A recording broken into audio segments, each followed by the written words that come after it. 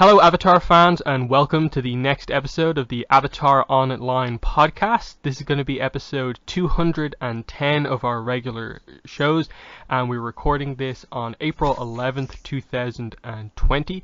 This is the official podcast for the fan site AvatarTheLastAirbenderOnline.com, and I'm going to be your main host for this episode, Morgan, Airspeed Prime.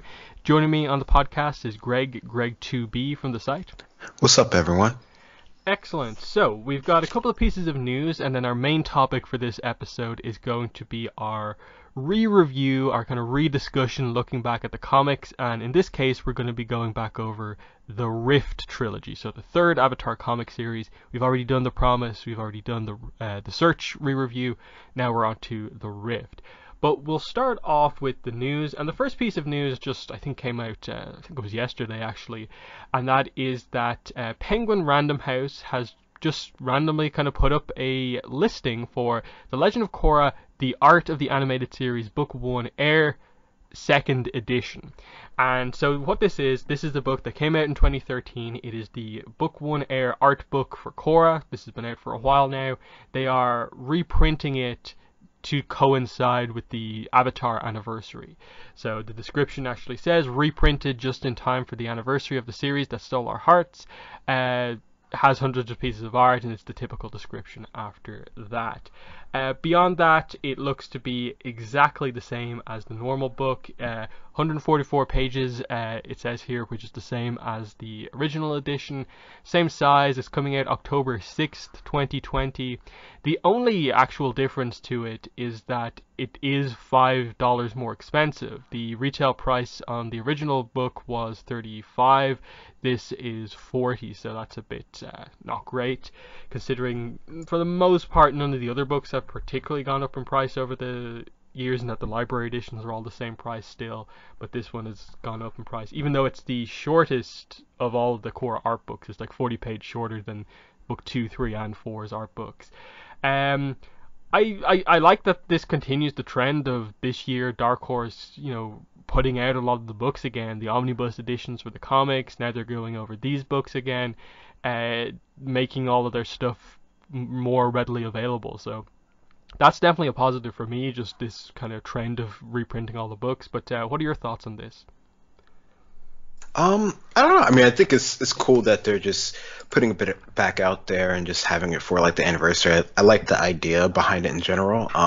Not sure what's up with it being a bit more expensive, and it's too bad that there's nothing new in it, or nothing sort of like updated, or some extra, I don't know, features or something. I thought, I think that would be cool if they really wanted to make it special for like, a reprint for the anniversary or something like that. But other than that, I mean, I think it's cool. I mean, it's cool. I have, the first edition.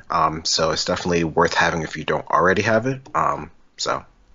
Yeah, I do wonder, like, might they reveal something like there's like a new forward or something like that for microbiome or whatever, but just the fact that they're already saying it's a reprint, I don't think they will, just because you would have, I think, collectors be very kind of frustrated, but like, oh, I have to get the book again just for like a page. And I don't think they were ever really going to full on redo it and just have like, here's the book now with 184 pages or anything like that. If they do ever do something again, I'd maybe like to see what they could do about maybe doing separate books for the Avatar art book instead of just having it be the one for the entire series. That could be something, but they may not have all the material given how long it's been. But it is interesting that they're announcing this before that potentially getting an announcement. But we'll have to see how exactly they go about it. Next piece of news is in relation to the Rise of Kyoshi and also the Shadow of Kyoshi audiobooks. So obviously the Rise of Kyoshi came out a while ago at this point, but we did get confirmed a few months back that there is going to be an audiobook version, and now we have some extra details on it. So we now have confirmation who it's going to be read by. It's going to be narrated by Nancy Wu. They're still saying it's going to be 12.5 hours. The release date right now is listed as May 5th, 2020. We'll see if it sticks to that and so on, but that's only a few weeks away, so that's something to look forward to. And then also the Shadow of Kyoshi, so the second Kyoshi book, also has an audiobook listing. It's saying it's going to be 12 hours and that it's going to be released July 21st, which is the same day as the actual, hardcover release of the novel. So it's going to be audiobook, physical copy same day. So I think this information is pretty good. They oddly don't confirm it's Nancy Wu on the second book, but I assume it probably will be. I'm glad we're finally getting more information on the audiobooks, and I'm interested to see if they release an excerpt or a sample before it comes out, or if it will just hit on May 5th. I'm definitely excited for it. I definitely want to get it to read it, if not just to see what some of the pronunciations are and if they do anything fancy with the production in terms of maybe some music and stuff like that. But either way, I think this is an option that people were asking for a while. But what are your thoughts on this new information on the audiobooks? Yeah, no, I think that's definitely pretty cool. It's nice to see that they have it up and that it has a listing date. And you get to you can listen to samples of the narrator from previous books, so you can get sort of a idea of how it's going to feel and how it's going to be read. So I think that's definitely pretty cool. So yeah, no, I think it should be pretty cool. Yeah, it'd be interesting. I don't know if they usually do samples before the book comes out. Usually once the book's out, for sure there'll be samples. So I'm sure if you don't buy it immediately when it comes out, you can listen to it ahead of time and sort of see if you're really going to like it or not. But no, I'm definitely interested in it and probably will get it, even though I've already read it, of course. So yeah. Yeah, this is an interesting one, in that obviously with Audible, which is probably where you're going to get it from, if you haven't ever signed up before, you can just sign up and get a free audiobook. So that's always an option as well. So it shouldn't be too much of a problem. I think a lot of people are going to be listening just, how do you pronounce Lao Jia's name or whatever it is. So that's going to be interesting. But yeah, kind of surprising how little information there's really been about it, and that it's very much felt like it's been the fans searching it out rather than the information being presented to us. But we'll see what happens. That said, I wouldn't be at all surprised if it turned out that date might slip back or something like that. Just because it still says cover to be revealed, and I know this never really covers as such for audiobooks, but as far as I'm aware, this will be getting a CD release as well, so there has to be some sort of a cover on it. I assume it will just be a square cropped version of the cover, but we'll see what happens. Last piece of news was probably the really interesting thing that kind of happened between the last podcast and now, is that obviously about a week ago, just over a week ago, Dark Horse started promoting that they were starting their Twitch channel to do stuff, and their big thing they were sort of launching it with was this Turf Wars live reading. Janet Varney and Seychelles Gabrielle, Korra and Asami's voice actresses, were going to be doing a reading of the very first section from Turf Wars Part 1, and there'd be a Q&A afterwards, and it happened, and there was a pretty big turnout to it, and the event kind of has come and gone basically, and it seems like they plan, at least right now, there's no confirmed stuff, but they hope to be able to do more of this as time goes on. And then in general, it seems like Dark Horse are going to be using their Twitch channel to basically do a live stream update each week on what the new books coming out are. So that's interesting. There's no information right now about are they going to cover stuff like new comic reveals on this or not, but either way, what we're going to be talking about here is the live reading. So I got to check it out. Greg, did you see it live or the recording afterwards? I saw it live. And what, in general, I suppose, what were your thoughts on it? It was fine. I mean, I don't know what anyone really sort of expected. It sounded sort of a reading. They did their whole little intro thing, and they talked about the prizes and stuff that they had, and then they just went pretty much straight into the reading. So no, I thought it was fine. I mean, it was just them sort of reading it, sort of sort of a raw recording, sort of a behind the scenes look of how a show would be recorded. So I think from that aspect, it was definitely a neat thing to see. Yeah, like it was definitely interesting just to see it be sort of a big fandom event. Like the chat was just constantly scrolling, like you could barely read Hmm. anything anyone was saying. So it was a bit sort of incomprehensible, but it was just like exciting to see the fandom come out for this thing that just on the outside didn't seem like the most exciting event, in that like the comics, especially of late, haven't really, I suppose, blown people away. And this was definitely built on the hype of just, Korrasami basically, because they only did the Korrasami bit of the book. I always would have been more interested if they went and did at least a little bit more of it to get into the plot, but Hmm. I suppose they just wanted them reading the bits with Korra and Asami as the focus, and not going into the stuff with the spirit portal and the triads and Wanyang Kum and so on.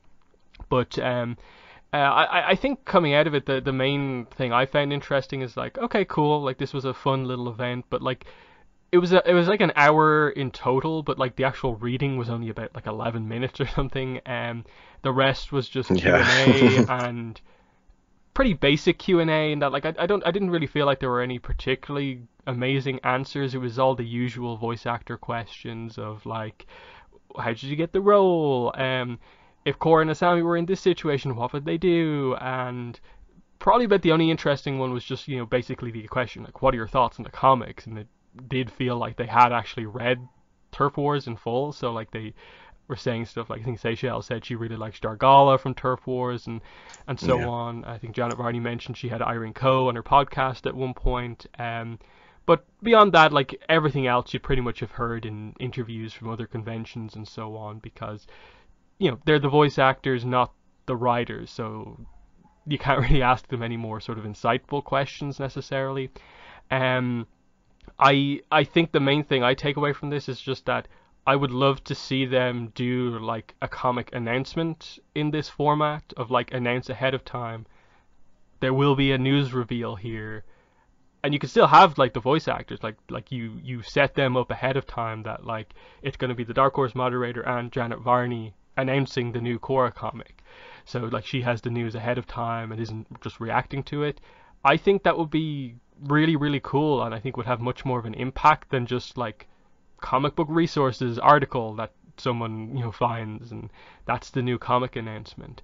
It doesn't immediately seem like that is exactly what they're going for here, but I hope they do that, because they saw how passionate the fandom is. The fandom immediately kind of came out in force the second it was announced. I hope they utilize that going forward. But what are your thoughts on what they can do with kind of live stream stuff like this going forward? Yeah, no, I mean, yeah, the idea of using that as a way to sort of like facilitate new announcements for, their products and stuff definitely seems like a good, sort of business approach of getting, hype behind their own products. I mean, I don't know. I would think that this does show that, maybe not for every sort of, sort of sort of like series or comic or whatever that they have that can get this much sort of like backing behind it, but I think this definitely shows that they can go sort of like their own route of announcing things and have a decent amount of people check it out. I mean, I don't know, I forget the number at the max time of the chat, but it was like 3,000-4,000 people or whatever in the chat. So like you said, it was definitely it was very hard to follow in the chat. And I've been in other chats before that have had similar amounts, and sometimes they're still not that active in it, but this was like an active and engaged chat. So it's definitely pretty cool to see. It's just almost like as if you were in like a real sort of like convention area or something like that, with the amount of like sort of just chatter and noise going on until stuff sort of starts happening. So no, I think it's definitely cool just to see this, happen, that I don't think, has really happened that often until recently, or at least not at this sort of level. So no, I think it's definitely pretty cool. I mean, I hope that they can, do more of this in the future, bearing anyone's time in mind and all that sort of stuff, because it definitely seemed like a lot of people got out of it, and it definitely took people off their minds of whatever else is going on in the world. So I think it definitely was helpful for sure. And I think the only other thing I'd say is just that I did get the impression from what I could read from the chat was that it wasn't just like hardcore Avatar comic fans who like knew the book, had read it before. Like, a lot of people were just like, oh, there's like an Avatar sort of event going on Twitch, you know, just what is this? Like, oh, they're reading the book. It's Korrasami related. It's like, I think a lot of people discovered that there were Korra comics through this, and so when they got to the end of the reading and they did go through with the moderator that, like, you know, there's Surf Wars, there's Runes of the Empire, and so on. I think you made it clear to people that is this other content out there. I think they should really use that a little bit more, because I do feel when announcements are made on like comic book resources, it is just the hardcore fans who sort of find it, and then if you happen to follow like Dark Horse and social media, whereas this time round, you know, I think like the Nickelodeon official social media channels actually promoted this event, and that's what got like a lot of other people invested. And if they did something similar for like an Avatar comic, you have so much to promote there with so many more comics available and so on. So that's something of just like, you know, speaking directly to your fan base, selling the book directly to them, and not having to go purely through the sort of like comic news cycle kind of way of doing things. So yeah, I hope they use this kind of going forward, because like I'd like to see more of these events, but I also would like to see them have some actual proper important stuff going on here as well, like news. In that I was a little surprised that, I get it was a Korra stream, but that they didn't at all mention the newly announced Korra comic. That just felt like this was the perfect chance to mention it somewhere, that like it's just been officially announced. Obviously, like we know the way that they did it was kind of weird, and that like it was leaked first kind of through Penguin Random House, and then the official news article came out, but it was still, it all happened before this stream. So it's bits and pieces like that, and I think we talk about this at like all of the convention panels as well. They still often are way behind on like reveals, informing people about that stuff. Of like, I think like you said, do they have many other franchises that have such a sort of built-in passionate fan base? And on this level, I'm not so sure. I'm not sure if many of their other franchises could have announced something like this, a live reading of one of the books, and got the 4,400 people in chat that they had here at like maximum. So yeah, that'll be interesting to follow. But yeah, we're still kind of waiting for some other comic announcements. So yeah, with all the news out of the way, let's get into our re-review for the Rift comic series. So this was the third Avatar comic series after The Promise and also The Search. It's still the same creative team, so Gene Yang as the writer and Team Gurihuru as the art team. And yeah, I suppose we'll just get straight into this one. Overall, Greg, what are your thoughts on The Rift? Overall, I really remember liking it. I forgot how interesting this one was, after, you know, sort of like the two, you know, main ones that we really was sort of like waiting on from, like, you know, just knowing better from the original series, you know, the continuation and sort of, you know, what's happening to Zuko's mom and everything. So no, I thought this one was really good. I really like sort of the flow that, you know, these three books had, you know, rereading them all, you know, back to back, how they worked with each other, and just sort of, you know, the different beats, and, you know, meeting some of the newer characters here that we know more of later on. I don't know, I thought this was pretty cool to see just the progression of our characters after like all the sort of like other bigger events that have sort of happened. And, you know, of course, with this being the highlight of it being on Toph, I think is always, you know, that helps a lot, just, you know, just with her being sort of like a fan favorite character in general. So no, I really enjoyed rereading these again. Yeah, like the first three comics are just like a really strong trilogy of trilogies, basically. And while I ultimately would sort of settle on the idea that the Rift is maybe the weakest of the first three, they're all so close together that like there's really not that much of a gap between them. Apart from that, probably for most people, the Search is like the clear number one. But it's still really good. All the different plot elements here, the focus obviously on Toph, I suppose, primarily throughout it, with like the relationship with her father, that being another kind of unresolved plot point from the main series. That's an immediate sort of thing you want to know about. Aang and the whole Yang Chen mystery, him teaching the new air acolytes, about what's going on, um, and then the actual rift between Aang and Toph over tradition versus kind of modernization, and how that links into the I suppose more world building style rift of humans and spirits, because I think probably one of the main things with this book is that I don't think the spirits have ever been sort of written in a way as well as they are in this. I think the spirit plot here with Old Iron, Lady Tianhai is really, really well done, and I think it links perfectly into all of the other lore that we have, and that, I suppose when this book first came out, like, Beginnings had only been out like a couple of months, really, and they managed to tie in the kind of history that ties in quite heavily with some of that stuff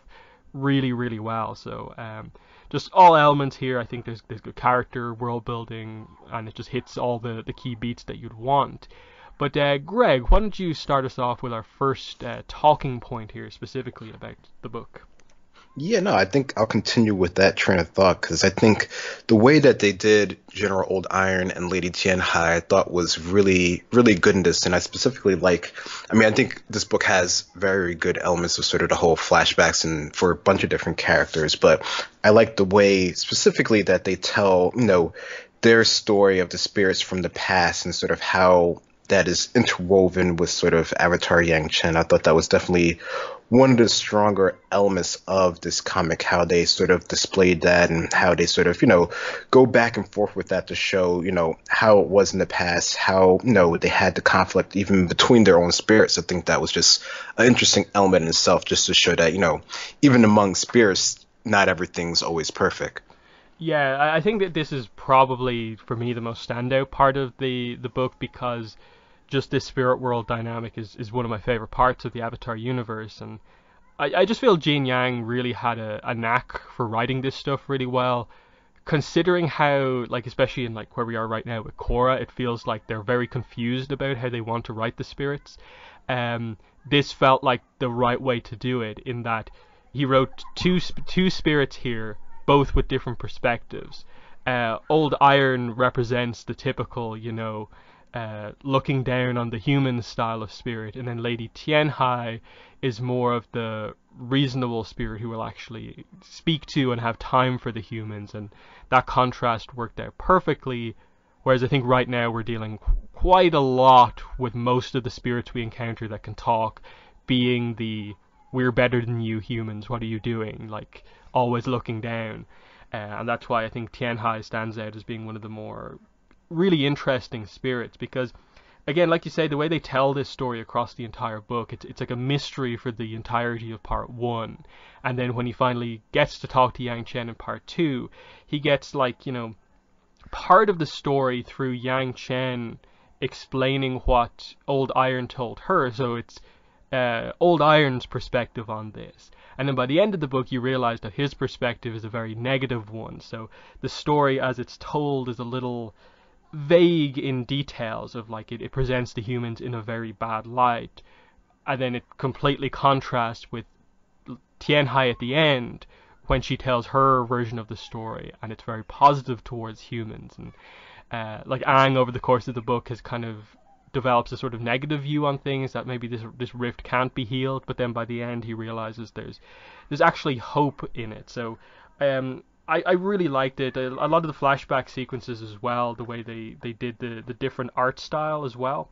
especially in part two, is really, really fantastic. But what are your thoughts on some of the details of this story and how it kind of plays out between the two spirits? Yeah, I thought that was definitely one of the interesting aspects. Just, showing, the whole book is titled The Rift. So just showing the start of their own rift, how they're, like you mentioned, how they actually go about showing that sort of artwork, and how they even, even when they show the later parts where, they show her falling in love, Lady Tianhai falling in love with the young prince, how they switch back to sort of like the more traditional, slightly more modern style, even though it's still in the past, it still has like sort of that old feel to it. I thought that was definitely a nice touch as far as getting, her perspective on the world and how, she was just, genuinely curious about, sort of the things that the humans were able to sort of develop and create, and how, they had, this sort of potential behind them, which is, her sort of like lasting message to Aang, which is why he's sort of, find some sort of hope with what they can sort of do in the future of this town, even though it has, changed from what it was before, and it'll never, go back to the way that it was, but they can sort of, create new traditions, new foundations for things that can sort of, help guide the future in potentially a positive way. Yeah, it's that great contrast between, I suppose, just the approach that humans have versus the approach that spirits have, and the idea of like spirits can physically change, but like personality wise they tend to be very stagnant, and they want things around them to be stagnant. So it's a contrast versus humans, who are sort of very locked into sort of the way they are, in terms of like their physicality, of course, but can adapt and change incredibly. And it gets into that typical idea of, the reason the spirits are sort of attracted to the physical world is because it does change to a degree. They like that that change actually happens, and that's what Lady Tianhai could see the benefit in, versus Old Iron obviously being sort of locked into his ways. He just wanted things to be forever the way they were. And I love the details here, because it all fits in perfectly, in that it says long ago in the age when spirits still roamed the world. So that's like beginnings era, that's pre-Avatar stuff. So immediately there's a couple of sort of like continuity points you have to note, of like, you have to be very careful with where you have people with bending. You have to be very careful about when you say nations and stuff like that. You can't say nations because they hadn't been established at this point. And they very carefully don't, and it sort of fits in the idea of a small tribe of humans appeared. And because the spirits were in control, she's a nice spirit, she let them sort of build a town. So that explains why they didn't need a line turtle, because they met a nice spirit, in the same way that Wan meeting Ai allowed him to actually like learn stuff about the spirits in the wilds. It all, I think, works really, really nicely, and it gets across, I suppose, more of the sort of, a tragedy of Old Iron, that he just couldn't change his mindset at all, and is killed by Aang just having a very negative view on things. And I like that. It comes across as like, wow, he's a very kind of blunt character, but that fits. That is the way most spirits are, actually. But what are your thoughts on him specifically over the course of this book? A very powerful spirit, actually. Yeah, no, you definitely get to see a lot of his sort of physicality throughout the book. I mean, I think, the whole sort of like ending sequence where, to have him versus Aang, and they're both in sort of like, Aang's in that like huge, sort of rock figure, with the air bubble on top and everything, I think is definitely shows you the strength that he has. And, it also sort of like his downfall of his character in general, just because, like you mentioned, he is sort of so set in his ways that, his ability to change and to adapt to his surroundings, it just doesn't work that way. Just, with him being, having such an affinity with the iron ore, and just that whole idea of it being so strong and so rigid, and whatnot. I think that's just sort of, all of it plays into his personality of just not sort of, seeing things for what they potentially could be, which unfortunately leads to, his sort of downfall, even though they sort of give you, sort of the message of hope of, him coming back in sort of another form. So it would definitely be interesting to see if he were ever to come back, and, somehow that were to work into the story, would he still have the same sort of viewpoint, or would he have some other sort of way of thinking? Because obviously the reveal at the end here is that, like, Tianhai is alive. He thinks the humans killed her. And it ends up being this view of, like, he has to know himself that spirits, when they're killed, only change form. So it is this really locked-in view of, like, if Tianhai changes form, like, it's almost, she's not the person I knew. Which is a very interesting perspective to have, in that obviously she becomes a different type of spirit. She goes from being a sort of giant humanoid spirit to being these sort of like 6 cranefishes, and she's only able to sort of channel that like sentient form of a spirit, for a short amount of time. And is it just that like spirits constantly kind of go backwards as they're killed, or like can they eventually go back up to be a more powerful form? That's the sort of stuff we still need to learn about, but I'll always praise this book for doing some huge like world building stuff here of like, this is stuff that like book 2 spirits didn't even get into, of like when a spirit dies they change form. You can't ever like truly ever kill a spirit apart from maybe Unalaq's like dark spirit bending technique, but they never really properly addressed like what actually happens when that goes off. But it's so well done, like just the idea that also certain spirits, maybe all of them, are able to actually take on that mortal form, and it just gets into this really cool idea of that I think Gene Yang almost ended up doing completely on his own just through the comics, of like we find out that it can work both ways. Humans can become spirits, spirits can become humans, and there is this sort of duality between them. Obviously, a spirit who becomes mortal, they still come back as a spirit after their mortal life ends. So I suppose it's basically just that time ends up having an effect on them, like sickness and stuff like that, by choosing to take that form. But it's really cool, like just because there's some kind of risky writing moves to make some big world building changes like that, but he was willing to do it here, and I really like that. But what are your thoughts on some of those kind of bigger, just like kind of almost technical details about the spirits that we learn about in this story? Yeah, no, I think, having those elements is definitely worth in this story, just because it adds, just another level of our understanding of how, how these beings work, how, things sort of operate. And I think that's sort of, it definitely helps, in this story specifically, of course, to sort of like push the narrative forward and to sort of, just give us, other things that could happen, other possibilities in the story. So I think, the whole idea of it just being about the spirits and about sort of like the rift and divide, and then showing that, there really isn't, the rift is more, it's more blurred than, you might think that it actually is. I think that sort of aspect of them showing that in this book is definitely, it's a nice touch. Yeah, because like with old Iron, every time he speaks, you get the impression that like he doesn't want anything to do with humans. He thinks that it just causes issues, and it gets into that whole idea of like that, he has been around for like over 10,000 years, that he was in the physical world with all the other spirits at that time, and obviously he was one of the spirits who stayed in the physical world even after Juan, asked most of the spirits to go back into their own world. And it just gets into that idea of the fact that the spirits are sort of drawn to the human world, yet they don't want to deal with humans, even though it is their world. And it's a great dynamic that they get into here, with the whole idea of, the theme of change really being an important bit at the end, and how it links both into the spirit aspect of the story as well as, just Toph and Aang's approach to things, of like, they have their locked in views, but they end up sort of changing by sort of seeing each other's perspectives and so on. And I think that works really, really well. My first talking point is going to be just about the sort of the geography of the situation that we're dealing with here, because it's really interesting to look at this comic, given that we've just had Imbalance come out. And Imbalance obviously reveals to us that it's not Yu Dao that becomes Republic City directly.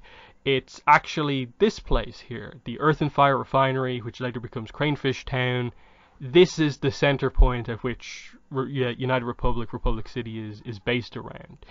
And I looked back through all the books, Imbalance, what we have here, Earth and Fire Refinery gets mentioned in Turf Wars as well. And I find it very difficult to keep track of the geography of like where exactly things are. Turf Wars seems to imply that the Earth and Fire Refinery is like somewhere basically right in the middle of like Republic City. That it's just that general sort of low area.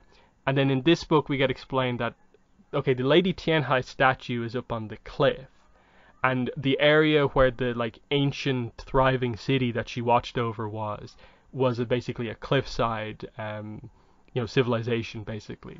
And Aang explains that as part of the ritual, the Yangqian festival, you walk down the cliff into the meadow, which is where Earth and Fire Refinery later is. I just find it very hard to kind of put together in my mind, like, so wait, if you walk like all the way like left in the middle of Republic City, you eventually go up a cliff, and then if you see any of the shots showing like UA Bay where Republic City is, it doesn't obviously seem like there's a way to kind of link where the locations are. And then especially when you try and bring Yu Dao in after what happened in The Promise, with Aang kind of turning it into an island but not turning it into an island, it was kind of unclear. I'm super confused about it, because you also add in then that like they're also a little bit vague about like how many Fire Nation colonies they were, where the colonies were, and so on. So it's all a little bit messy, but I get the general idea. But what are your thoughts on just the location, how the map works to form Republic City? Yeah, no, that's always one of those interesting things. I think a definitive map would definitely help with the timeline of it, not just a current map, because we do have some of those, and some of them help, some of them don't. But yeah, no, I always thought that was interesting, just a way that there isn't visibly sort of like a cliff, at least not from most of the views that I remember from seeing of Republic City as far as where they are in relation. But I don't know, I think it's interesting just sort of how we had that sort of switch of idea of what was actually going to be Republic City. I mean, I don't know if there would have been like a better way to go about it, because I mean, just the idea of these cities sort of developing is not sort of like a hard and fast thing, because it's like most even just in general, most of these towns, they're built off of like just the need of some process, some business that can be done in the area, and sort of everything a community builds up around it. So it's interesting to see just sort of that progress and how that sort of goes, and sort of like the pitfalls back and forth that they have. I mean, even just learning about sort of like this old city that was here sort of like back in the time when spirits were around, the fact that they were able to sort of thrive in that sort of aspect is just interesting in itself. But yeah, no, I think understanding the geography of the world is definitely something that could definitely be expanded upon. Mm-hmm. Yeah, like I do really like that idea of like here's this like ancient city that was here back in beginning's time, but is now sort of faded away into the environment, and it's kind of, this location is primarily only remembered through this like airbender ritual, but it's been forgotten because of the genocide, and Aang has to find out about it again, and they link that into like the character plot here of like Aang wanting to teach the Air Acolytes about airbender culture, but he himself isn't the historian on airbender culture, because he was just a kid. He's 12 and he lived it for 12 years, but like he says, he was just a kid. He didn't listen to everything perfectly, so he doesn't remember the details of every single thing perfectly. But because of the Avatar, he can get information from past air avatars and learn stuff over time. So that's a cool aspect to this as well. But what's your next talking point? Yeah, no, I mean, I think that aspect was actually really cool, just how he was able to sort of go back and talk to Avatar Yang Chen, and then how we actually get to see sort of like the full flashback of her, being sort of like a young Avatar. I think that was pretty interesting to me, just to see, how, from our current perspective, we always sort of think of, you have Avatar Yang Chen as sort of like, sort of like the wisest of almost all of the current avatars that we sort of know about, just because, just from the idea of her being sort of like an airbender, of course, that sort of lends itself to that sort of like, sort of automatic sort of like credibility of them, of her being sort of like one of the wiser ones out of the ones that we sort of know about. But, here in this story, we actually get to see that, she didn't necessarily go about things, in the right sort of way. She was sort of, foolhardy and sort of overestimated her ability here. Just the idea that we get to see one of her previous sort of like bending masters in here, I thought was a cool aspect. So it's just, I don't know, I thought that was always cool to get to see sort of another sort of young Avatar and how they deal directly with this situation, not necessarily in the right way. And I really like this flashback, because I think it was super important to get it, because Escape from the Spirit World was all about Aang learning about the mistakes of the past avatars, except Yang Chen. Because Yang Chen just gave the really awesome advice, and her part of that story is very good. but you also wish you had got like an actual story about her life. And she always prior to this was just, oh, was she just like the like be all end all Avatar? She just kept peace the entire time. But no, you find out that like, you know, shortly after basically kind of mastering the elements here, she goes out. This is one of her first challenges in a way as the Avatar, and she handles it, you know, to the best of her ability. Is it perfect? No, but she, you know, after maybe going too much into the combat here, ends up creating a deal with Old Iron, and it's the kind of best she could accomplish at this point in time. And how is she to ever know that in the future her entire culture would be gone, and that's what would Yeah. break the promise that was made here. I really like this because as well in this flashback there's a nice little reference here of just she encounters three fortune tellers, and they all sort of are wearing clothes that look like, you know, the fortune teller from Avatar, and they sort of tease the idea of like the future. What's it say here? Seduced by the new, she forsook her own kind. The new used her. The new destroyed her. Now all that's left is vengeance, vengeance from the sea. With the idea meant to be that like you replace the word new with human, and that's like Old Iron's view on what happened. Really really cool stuff. And as well, like you find out that like, oh, here is the prince that married Tianhai. So it gets into this idea of like the amount of time that we pass through in this book through these flashback sequences of like we had a flashback to Tianhai from 10,000 years ago. Then we jump to this, which is like a couple of hundred years ago from Avatar time, and so on. It's really really interesting to see because like obviously like we now know a bit about the world like a couple of hundred years ago through Rise of Kyoshi, but this is even before that. So it's at a time when even this town, which has existed for 10,000 years, this place is now gone completely. So this has fallen to the elements in a way. So I really love how they do that, and how him connecting with Yang Chen through the festival allows him to make the Avatar connection again, and it helps him go through the development Yeah. that he needs to go through to reconnect with Roku. And that to me is also one of the best parts of this book, is that it's really heavily connected into the other comics. Like they keep that major plot point from the promise so heavily in mind. Like they didn't touch on it in the last book because Aang wasn't really needed to do too much spiritual stuff apart from Mother of Faces, and here is when he actually needs to use the Avatar state stuff. So you know it comes into play quite heavily here. And the reunion with Roku I think is pretty well done in that, you know, they sort of just acknowledge that the issue that they had, you know, they can get past it. Roku is from his time, but I think he gets it now that like Aang has to do what's right for the world at this point in time, and you know he can take advice from the past as well.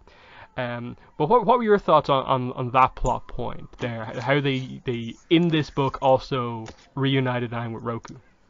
Yeah, no, I thought that was really cool. I mean, it's interesting just to see sort of like a past life, which I guess, you know, is part of Aang, so there's that whole sort of aspect to it, just as far as like Aang accepting it and then sort of like his past life sort of accepting it as well.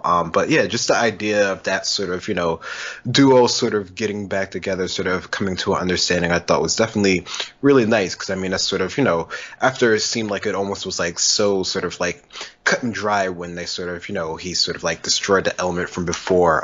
It was nice to see that, you know, it wasn't such a hard sort of like severed connection that it couldn't be brought back ever. And just, you know, the fact that, you know, Aang, even though, you know, things in the past were different, he still can take some, you know, some knowledge from that so that, you know, they don't repeat it, as Avatar Yang Chen mentioned it. So no, I thought that was definitely a very nice aspect to this one for sure. Yeah, like Roku's kind of quote here, like as the Avatar you must find balance not just between the spirit and the human, but between the past and the present, between us and you. And that links into, of course, what they're dealing with here, which is Aang maybe a bit too focused on the past in trying to teach the Air Acolytes about things, and maybe not acknowledging that 100 years has passed without the Airbenders, so things are different. He is going to have to adjust to these changes, and so that's why it's very sort of significant, the sort of ending of the book, of them changing the Yangchen festival to be the Spirits Friendship Festival. Um, and it also leads to, I suppose, one of the more sort of confusing timeline thing of in the comics of like 3 months later from the end of the rift, like where does this happen? Because they're so all over the place about timeline stuff here. In that like, I believe this is meant to be set after North and South, but before Imbalance, like somewhere in the gap, because of a certain amount of time I think passes between North and South and Imbalance. So it's, I think they come back here at some point, and this is when this whole thing happens, basically. But that's kind of weird because they react at the start of Imbalance like they haven't been back relatively recently. So I guess it takes place just like almost immediately after North and South, I guess. So there is still roughly the amount of time that passes so that they can be shocked.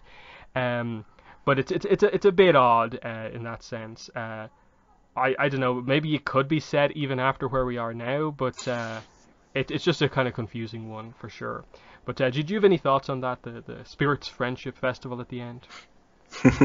Yeah, no, I mean, I don't know. For parts like that, I always sort of wonder, where that actually fits in the timeline, or if it's just sort of like one of those insert things that, they had it happen, but it just sort of didn't really interfere with anything else. But no, the idea behind it in general, I think is definitely a good way of sort of adapting something that was older and updating it for the new, while still, keeping the idea, the core belief of what it's actually for, there at heart. So I think, it's a good way of reinterpreting sort of like an old sort of tradition. Mm-hmm. And what's your next talking point? I think I'm gonna switch over to, I guess, sort of the main sort of idea of this book, and that's just sort of like, Toph dealing with all this stuff from the past, because that's sort of one of the constant sort of conflicts that we have throughout the whole book. Is just sort of, Toph is sort of like all for this sort of in the beginning, and then, throughout the whole book we sort of get to see sort of, flashbacks, sort of like thought backs of her, and just sort of how, she views sort of like old traditions versus the new sort of traditions, and just sort of how she, for most of the book is pretty much sort of against almost all of it. Mm-hmm. Yeah, this is interesting. They use the line, "That's just how it's done," as the kind of key point to addressing what's going on with Toph. Of she heard that line so much in her past, in terms of the explanation for why she constantly had to do things that went so far against her personality. Because, of course, like, we know who Toph is, but then you realize that, yeah, back when we met her, the way she was being raised was nothing like the character that we actually know right now. And she was just told, do this stuff because it's just the way it is. And so when she hears Aang saying that sort of stuff about, the traditions that he's not like 100% sure on, even though he knows most of it, it gets into this idea of like Toph in this sort of kind of more emotional state. Primarily, I think, over the fact that, her relationship with her parents is so fractured. She sort of takes it out on Aang. Because I think by the end of the book you realize that, like, the conflict between Aang and Toph, like, yes, it was there. Yes, there was an honest, actual agreement. But I think a lot of it, especially from Toph's side, was mainly her kind of projecting a lot of her kind of frustration at her family situation at Aang, who was kind of bringing up kind of similar thoughts. But it's, I do think it's really well done how they do it, because like obviously they finally get into addressing Toph and her father, and covering that stuff that, like, I was shocked in a way, like, that Avatar the show didn't in any way touch on it. That we get to that finale and there's nothing with her parents. It's just left wide open basically, and they come back to it here. And the core dynamic here is that it seems like Lau is exactly the same character as we met him in, like, The Blind Bandit. That he just does not care at all about the character that Toph is right now. Regardless of whatever actions, feats, how amazing she is, he can only ever view her as the person he wants her to be, which is the, perfect, daughter, which is nothing like what she actually is. And you realize that he's only keeping that perspective because he's so kind of upset with himself over what happened to the entire family. The fact that it's revealed that like Poppy left him, and that's why it takes until right at the end of the book for them to finally kind of come back together, for him to actually kind of open up to her. But what are your thoughts on how they did the Toph and her father dynamic?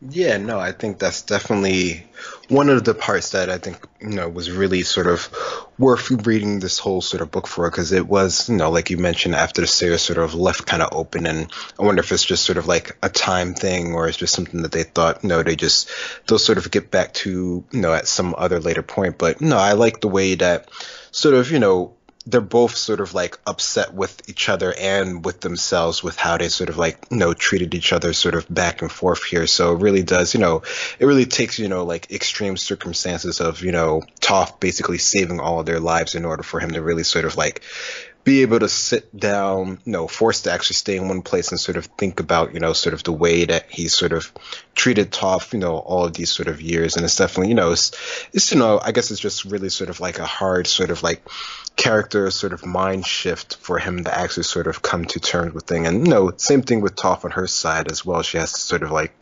really sort of understand, where her father's sort of coming from, and how, he saw her being sort of raised, and just sort of, at the time, sort of, seeing her disabilities and not seeing sort of what she could sort of really do with that. So definitely, even though, I'm sure he's heard like throughout the whole sort of world, how she's helped, save the world and bring an end to the war and everything like that. But, for him and his, his mindset from, raising her is just something that's really hard for him to sort of imagine. And, it's interesting just to, see initially sort of his thoughts on, Toph versus, Toph's sort of students, and just seeing that whole sort of contrast back and forth, I thought was interesting, just to see, different perspectives of how, how people view Toph, and how even, she views herself, self-proclaimed, best bender in the world, and just all of her sort of like accolades that she sort of had done. I think the book does a pretty good job of showing that throughout the course of the whole, 3 books. Mm-hmm. Because I like the way they do it, in that they have like the big confrontation where you think it's going to come out in part 2, where Mm-hmm. she confronts him in the office, and she says her big speech of like, how can you be so blind to not realize that the person you think I am is not me? I accomplished this, this, and this. I trained the Avatar. I'm the best Earthbender in the world. I, the only metal bender in the world. Trained the first metal benders. All this stuff helped end the 100-Year War. She's one of the heroes of the world, but he still just has nothing to say to her, and she runs off. And it takes literally her saving his life, holding a mountain on top of them, for him to finally see that properly. Because like he saw it in Blind Bandit, he saw her take out the entire Earth Rumble roster, but he just dismissed that, and it's like, no, she's my daughter. And I like how that's when he finally goes up to her. It's the most awkward moment imaginable, in that she's trying to concentrate on holding the thing up, but he feels this is the time because he finally, sees it. And it's very simple. Like, it's literally just that, like, we might die here, we could live, we could die, but I need you to know, like, I do love you, that a day hasn't gone by when I haven't thought about you, and that a lot of it is about, what happened to the mother going away and stuff like that. It gave him a lot of perspective on things.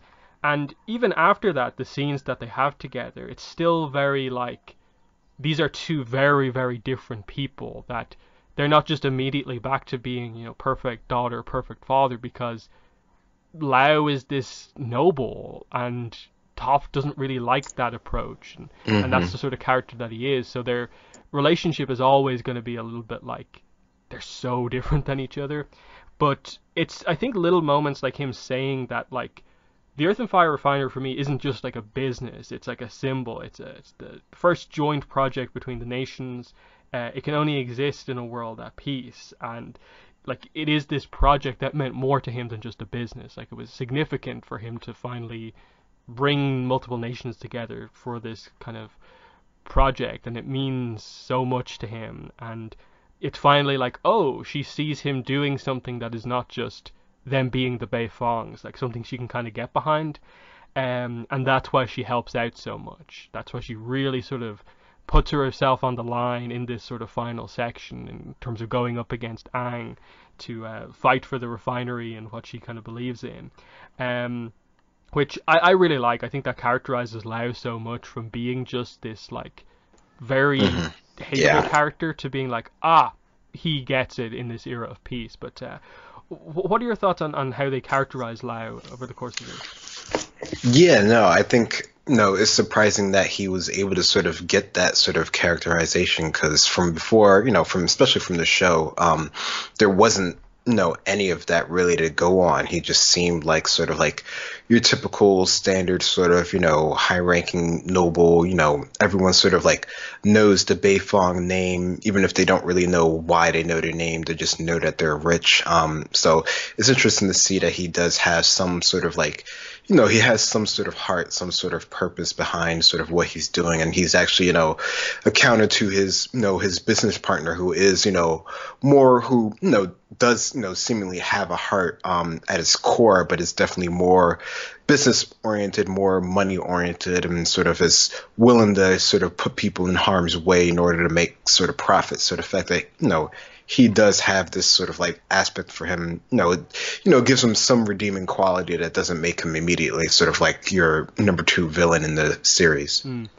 And it's an interesting one as well, because like we obviously know that by the time like we're in like Korra Turf Wars, that the Earth and Fire refinery is this like abandoned thing. So you do wonder like what exact like path he went on, because he's part of the business council in Cranefish at the moment, and he's effectively borderline the leader of it. So like what happens between then and now, like, because I believe they mentioned at some point that like when the whole Sue incident happens, Toph sends Sue to live with Lau and Poppy. So we know Lau and Poppy obviously get back together, but like, are they just in Gaoling again? Like, what's happened? Like that sort of thing. Like, you don't know the exact thing. Do other businesses that surpass them kind of pop up, and he's still rich, but like he had to let it go or whatever. It's interesting, because like in Imbalance, like one of the big things you do see done quite well is that Toph is actually more invested in the business, in that like she considers herself like a partner. They still get into the idea that like Lau doesn't really give her a voice necessarily in all of it. It's just sort of like a title that doesn't mean as much. They don't make too much of a like serious plot point out of it, but there's definitely a sense of like she wants to have more of a say, but like he doesn't really let her. But again, they don't focus on it too much. It's just a minor thing, but that they both now kind of have this sort of common goal with everything, with the refinery and so on. Toph has her school.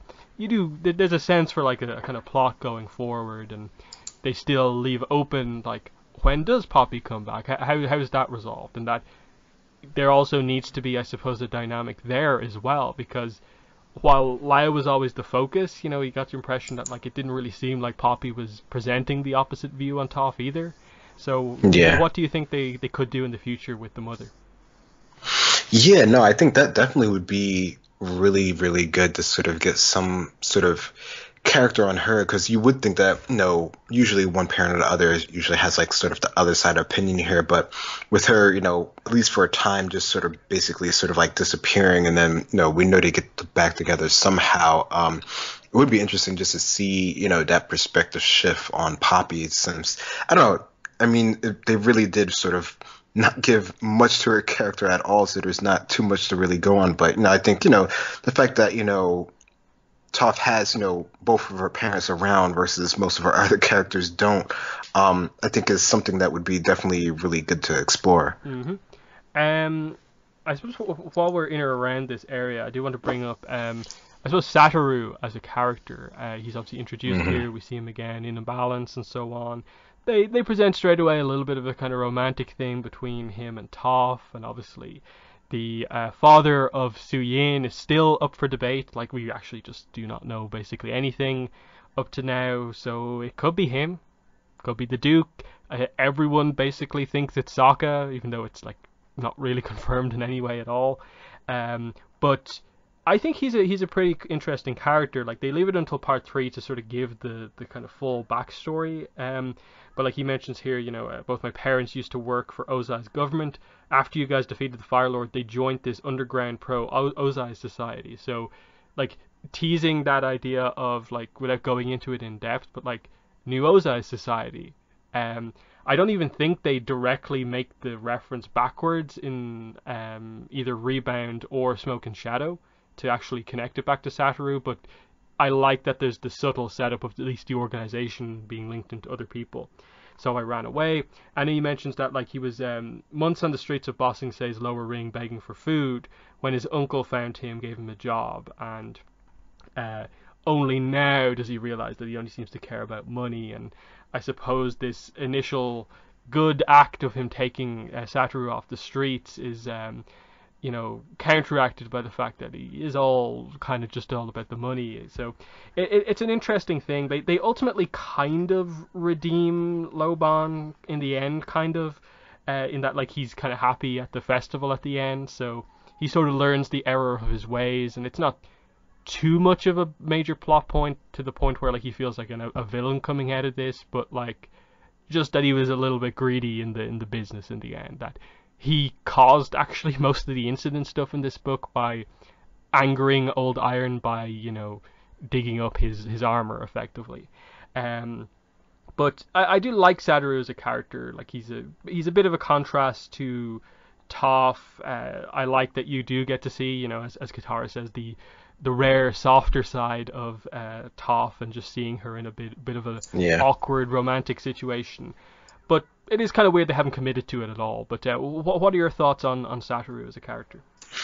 No, I mean, I think it's cool just to see, just a new character in general. I think that was one of the coolest things from before when we were introduced to him, and just, the fact that he, could potentially have a relationship with Toph, I think is something that definitely got, a lot of people talking as well. So there's definitely that whole aspect. But no, I think it's cool just to see, this sort of newer character that's into more of the sort of like modern sort of tech sort of stuff that's sort of developing in the world now. We see him have, a couple little moments with Sokka, sort of them being sort of like the two sort of like non-benders who have to use sort of their mind and their sort of wits in order to get around with all the other benders here. So no, I think he's definitely a good addition to just sort of the world in general, as far as one of these sort of younger characters that's helping to sort of shape the world. Yeah, and as you say, like he is the sort of the one really on the cutting edge of the technology, and I love how they link him in with the Cabbage Merchant to kind of help to explain like Cabbage Corp in Korra. It obviously hasn't come full circle just yet, but you basically see all the sort of connections being made here. He already has the forklift and stuff like that. The Cabbage Merchant has moved to now having a cabbage restaurant within sort of proto Cranefish Town at this point.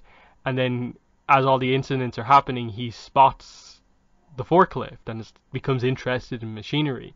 And that's where we are, I think, up to this point. I don't think we've come back to it really since, but obviously we know Cabbage Corp becomes this, basically car company. They make kind of cheaper cars compared to the high-end Satomobiles.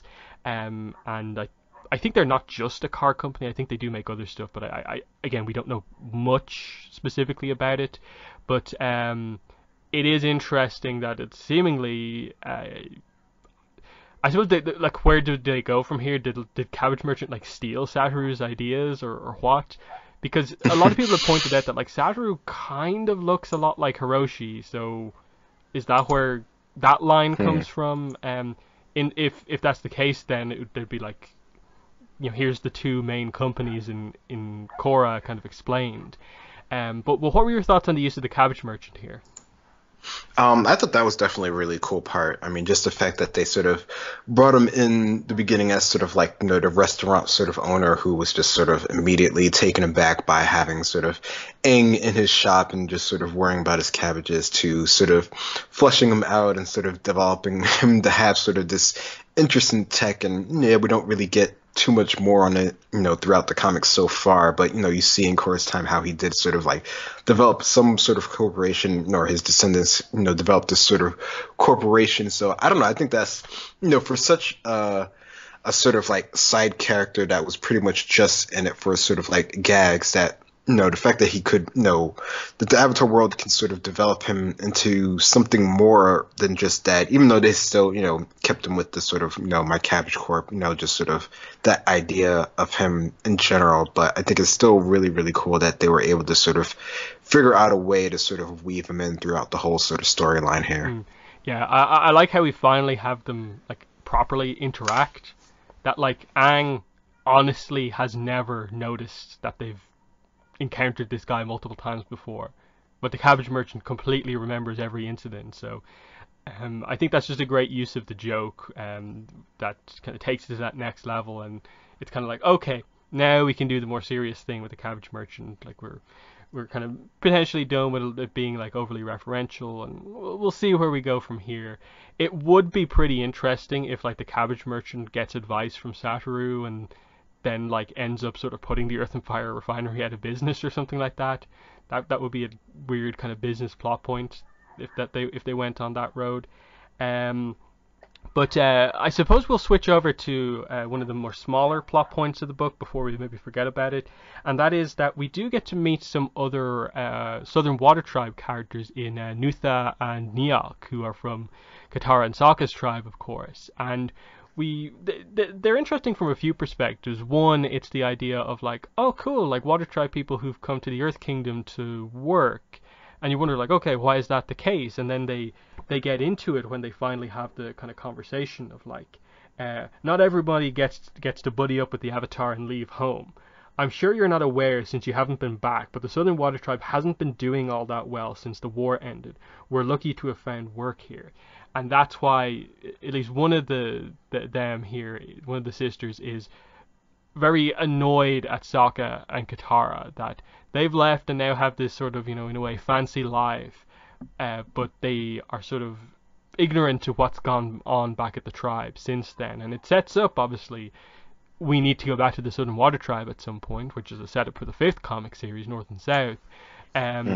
But ends up being this nice, again, just kind of like the way they do the Aang and Toph dynamic of both sides understanding the perspective of each other, in that like Katara and Sokka haven't actually done anything wrong here, but they get maybe why they can see the perspective that they're coming from. But over the course of the book, Nutha and Niak realize that like, oh, like they are doing so much like good, look at them helping people, they are heroes, that they wouldn't have been even able to travel to go to the Earth Kingdom really without the war being over. That's sort of a dynamic. And again, it's the small plot point of this book. It's kind of like the Rafa and Misu from the Search of this book, but I think it was well done. And it speaks to like, imbalance. Didn't really have a subplot, and it could have used one, and it's just an example of like just a couple of scenes over the course of the 3 volumes, but it presents a nice story. But what were your thoughts on the little Water Tribe story we got? Yeah, no, I think that definitely was really good. Just to have, that sort of element, I think, thrown in there, I think definitely helps to sort of, it just helps to give you, I guess, perspective on the world in general. Because, just because, the war is over doesn't mean necessarily everything is sort of like better. I mean, it almost might have been, arguably, better off if they were just still secluded and they were completely sort of self-sufficient and not, having any involvement with the world, versus now they are more involved with the world and things are maybe almost slightly worse off because they have to go otherwhere for work. There's always that other sort of perspective of, sort of, what's going on in the world. But no, I think it's interesting just to see, just to get some perspective of other characters from the Southern Water Tribe. I think is really cool, especially seeing that they're around Sokka and Katara's age, which is something that, from before we didn't really see any of that. Like, the little kids that Sokka was playing with before were like very, very little. So just to see that there are,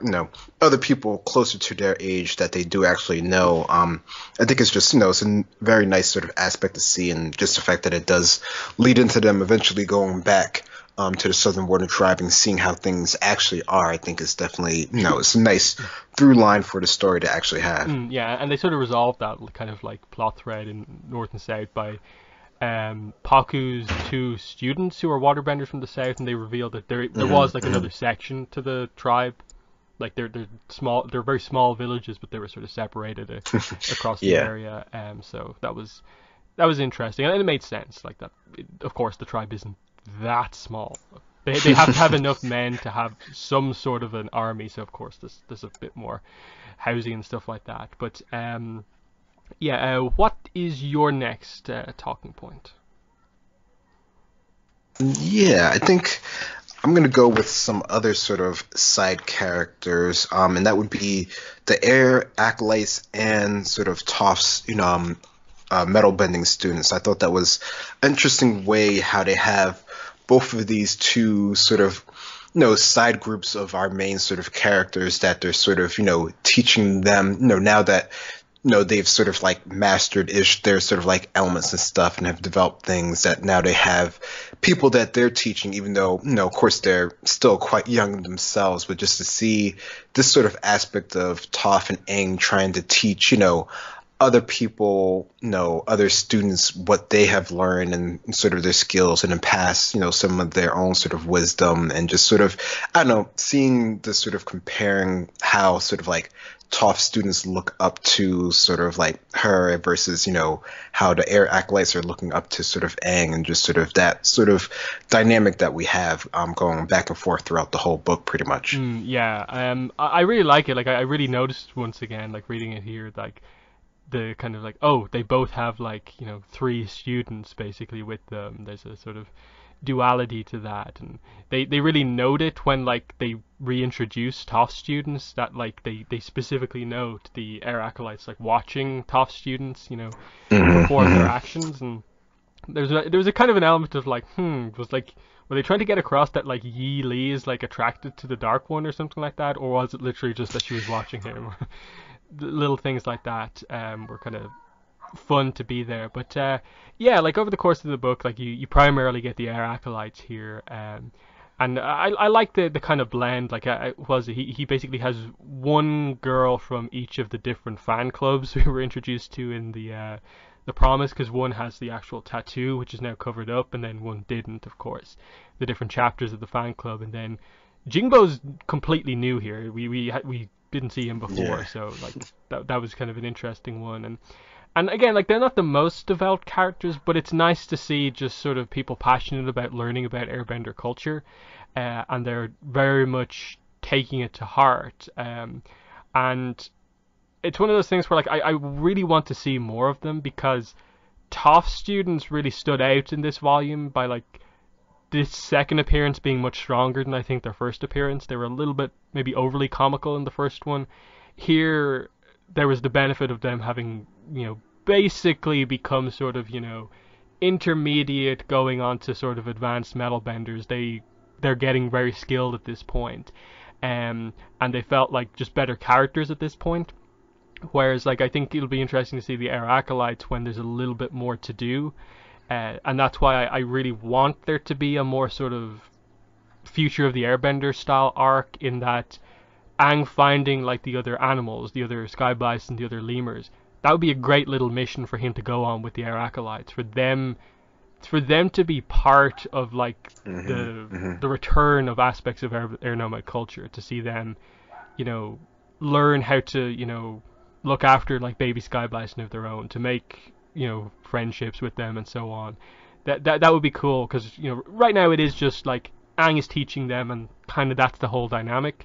You would want to see some stuff where it actually feels like they are actual parts of the culture, and hopefully we can get back to that. But I did really like the overall way they did it. I think especially Toph students over there, like 3 appearances in the comics, I've really, I think, developed quite well, to the point where I'd of course like to see them again, because we really want to know where metal bending in general is going.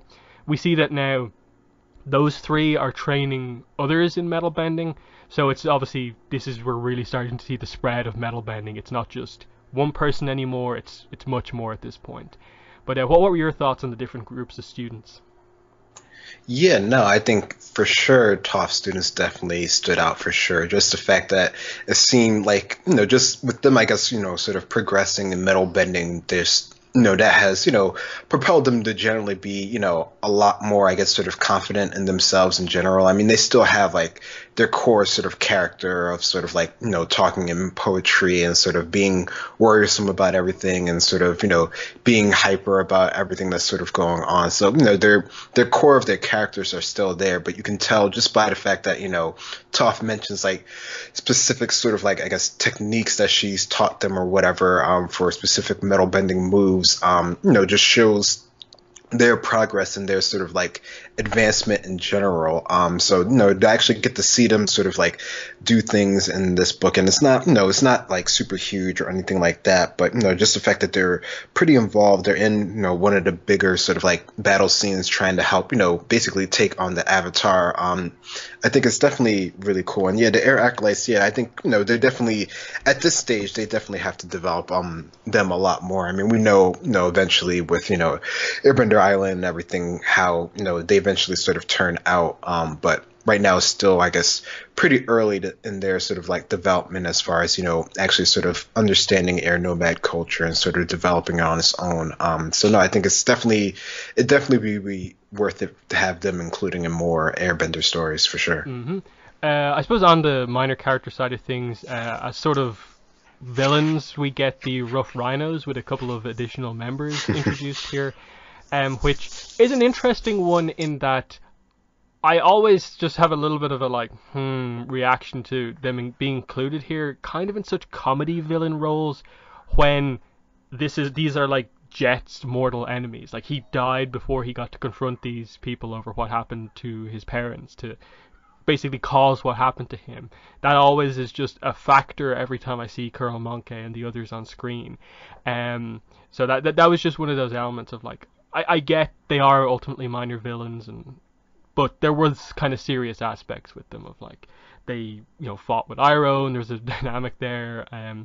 The Jet history, of course, and then I suppose more comic focused, but like I always liked that Bashir is a part of their group, and that like we saw his backstory in the search, like failing Ozai on that mission because he didn't know about how the forest of the wolf spirit and stuff like that worked, so he never found Ikem, and so he was basically banished from the Yuyan archers and had to just join up with Colonel Monkey because he failed Ozai. That's always a nice to see those references come back in, and of course like Sokka gets to actually beat Bashir in this fight, showing his progress, that he beat a Yuyan archer kind of one-on-one.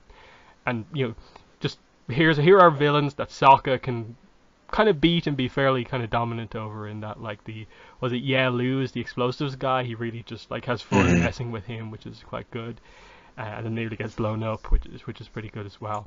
But yeah, what were your thoughts on the inclusion of the Rough Rhinos?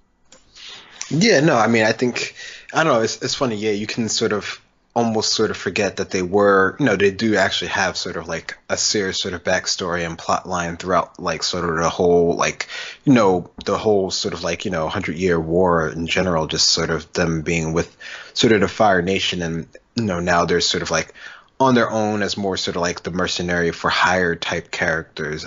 So they do have that sort of, seriousness to them, but they also have sort of like the funner sort of villain side, if you can even say that, where they, they're almost sort of like, they're pretty skilled, they have like, they pose some threat on some sort of level, which is why they're sort of like, hired as sort of like, higher level sort of like goons. But they're also sort of like fun at the same time. So no, it's always cool to sort of like see them in general. So I always like that aspect. And what is your next talking point?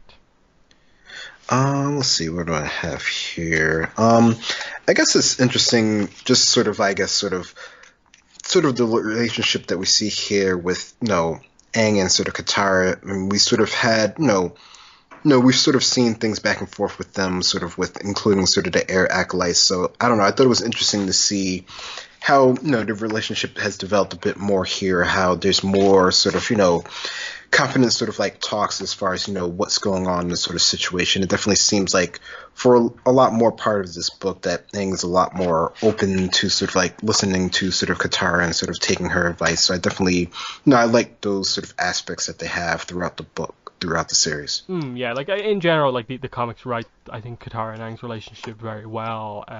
In that they always include a couple of nice, really kind of cute moments with the whole, sweetie name back and forth, and especially here when like she's trapped underground with everyone, and when they finally get out, they immediately rush to have the hug and kiss.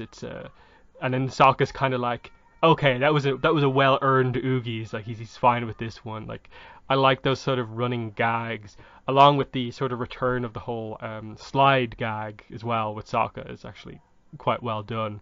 You're almost like, that's impressive. They remembered that from the promise. The whole everything is a slide.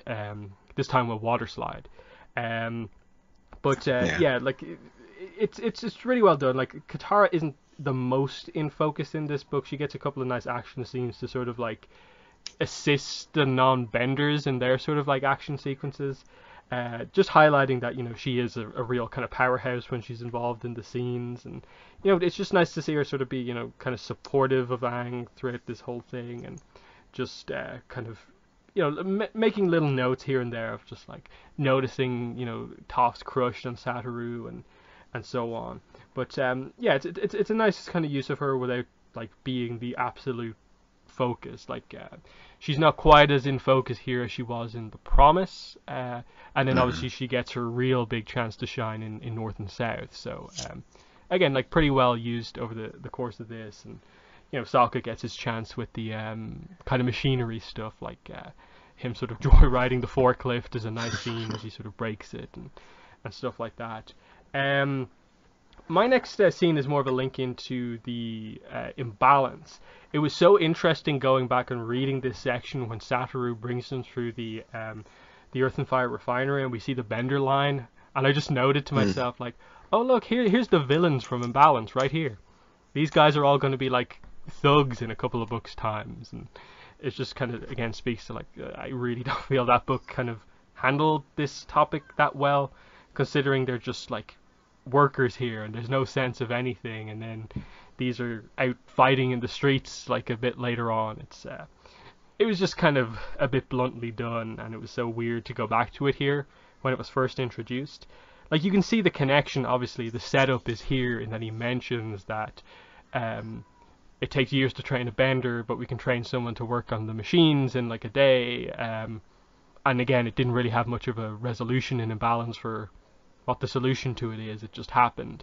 But what were your thoughts going back to sort of the origin of that plot point that we just saw some more development on?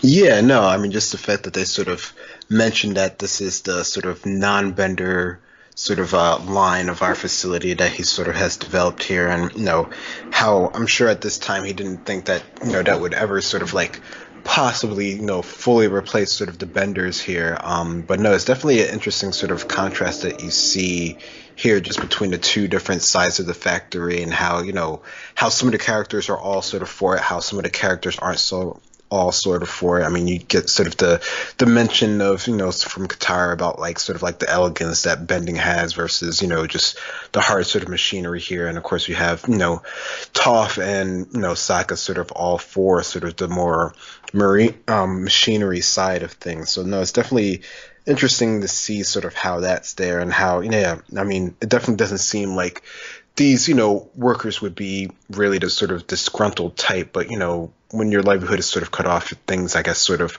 happen at that point, which is sort of unfortunate. So no, it's definitely interesting to see how it is now versus how in a couple books how it turns out. Mm-hmm. Do you have another talking point? I think that's it for my quick ones that I have here. Yeah, I think the last big one is just that we didn't quite cover the specifics of the like actual Aang and Toph fight and kind of how it happens at the end and so on.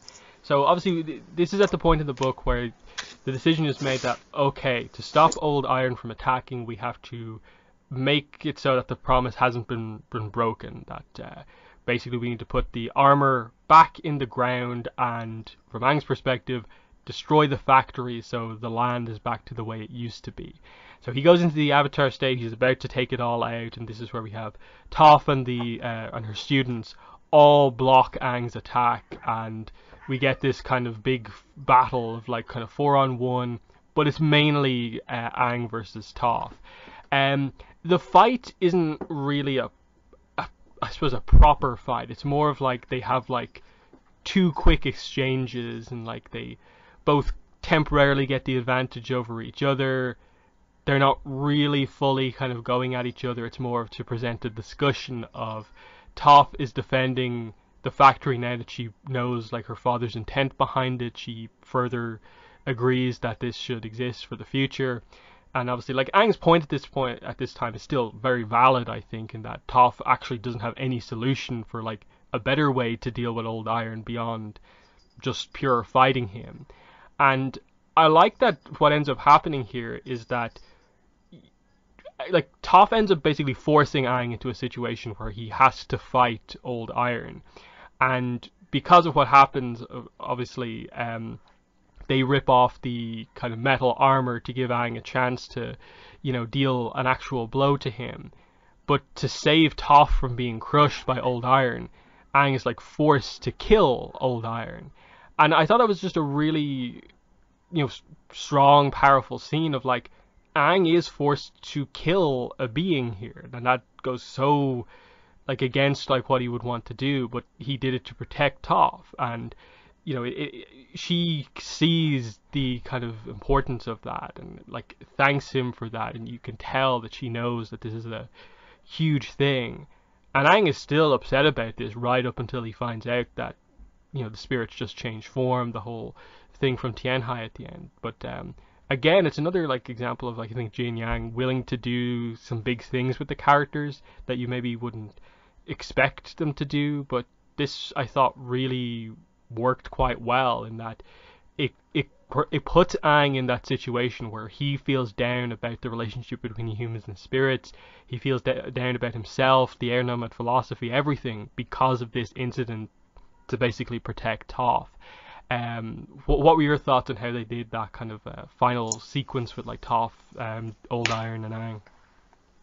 Yeah, no, I think that was definitely really good. I mean, just the fact that, we see them at least for a little bit sort of like come to sort of blows here, but, with them being sort of like friends at sort of like heart, it's nothing that's really going to really turn out, that sort of bad or anything like that. But, just the idea that, you can definitely see, the humanity that Aang has here, which is something that General Old Iron mentions, just sort of like how, the Avatar at its core is still, a human being, even if it has sort of like a spirit sort of imbued in its sort of like core here. So that sort of, shows, the aspect of the Avatar that, it can never truly lose, even though that's sort of like always been sort of like the goal of the Avatar of the past, is just sort of to find sort of like that sort of like perfect balance of things here, which here, you don't, at least initially Aang doesn't really see like that he's actually done it that way, but it sort of turns out, that way in the end for him. But no, I think it's